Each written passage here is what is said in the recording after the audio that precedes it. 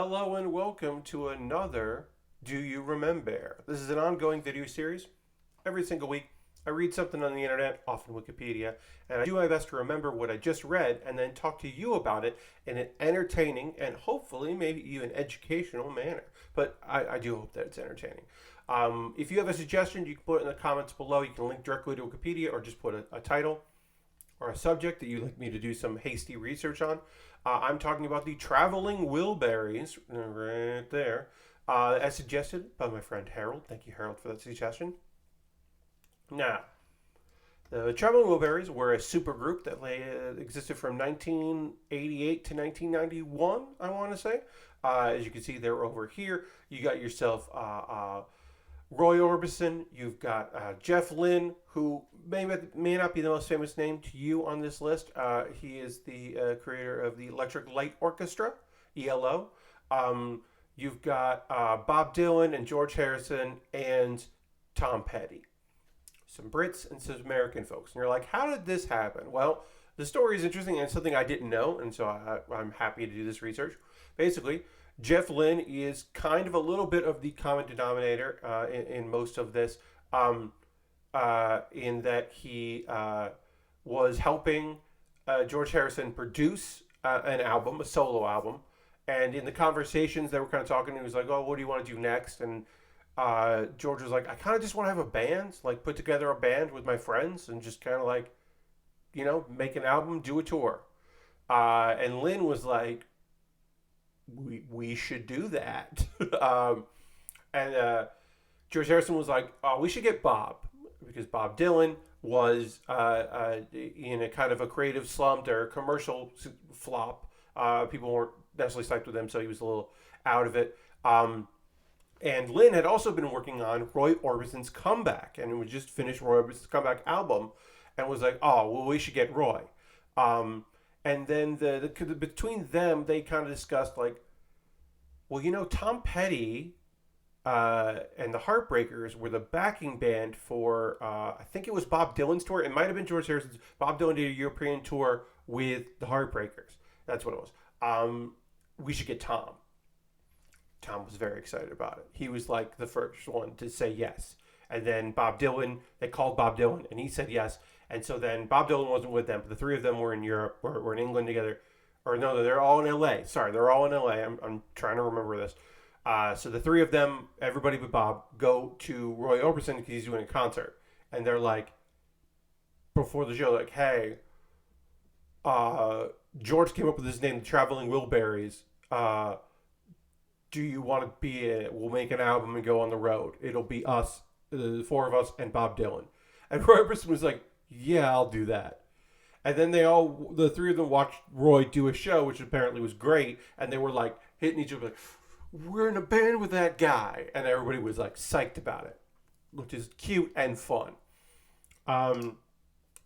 So let's see. The name, they were batting around a bunch of names, and the idea was that it was like, oh, we're a bunch of half brothers that tour. We're like a traveling Wilburys, and we'll all have different names, first names, and all their pseudonyms or whatever. And they do an album. They put together an album. They go on the road, and they all seemingly have a good time. Everybody's really psyched about it. And a couple months after the album comes out, Roy Orbison has a heart attack and dies. And they make another album and dedicate it to him. Now, they don't replace him because they're like, no, thanks. No. He was the fifth member, or he was one of the five founding members. Because also, there's a drummer who's on both albums and is just not a Wilbury, not part of the band. He's a drummer. He's on both. No thanks. They don't give him a pseudonym or stage name, but they're like, no, we're gonna do it. We'll do a second album, which they name Volume 3, because even in the the early 90s, that's still very funny to do that.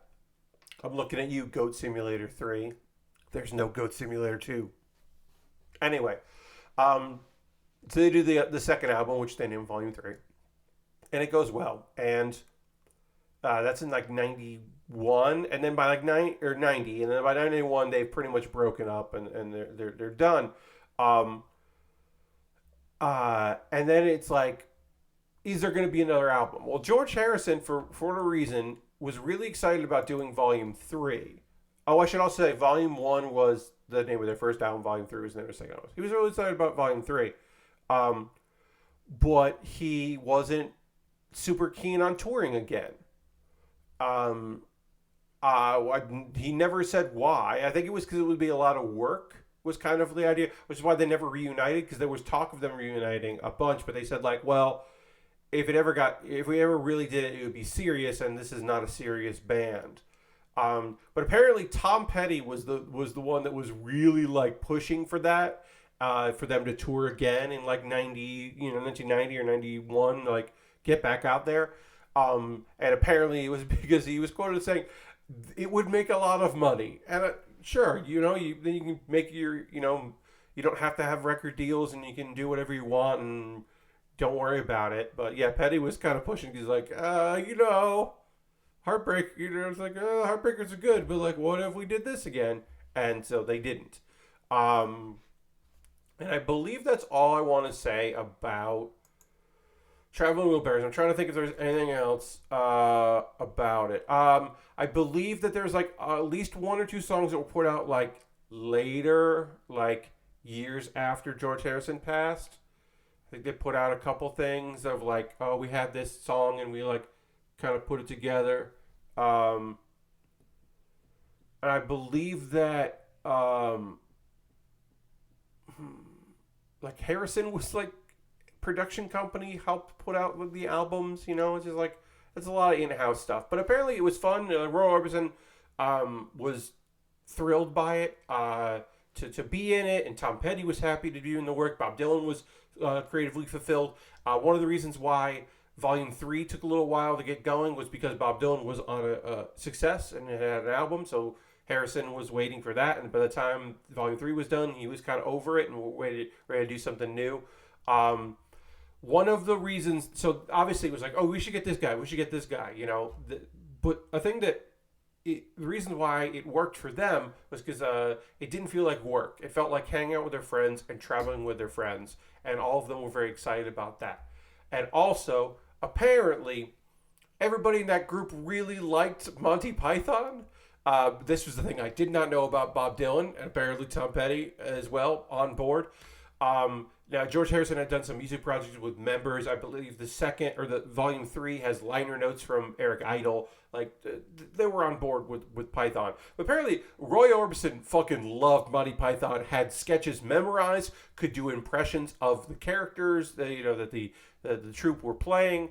And apparently just like, that was the thing that linked them all together, which is just makes me smile to think about. I just love the idea that Roy Orbison was like, just like reciting the Dead Parrot sketch all the time. I think that's just great. I talked for, 8 minutes about the Traveling Wilburys. And I will talk about something that you think I should talk about if you want to put a suggestion in the comments below of something you think I should hastily research and do my best to remember everything I can about it. It's September when this releases.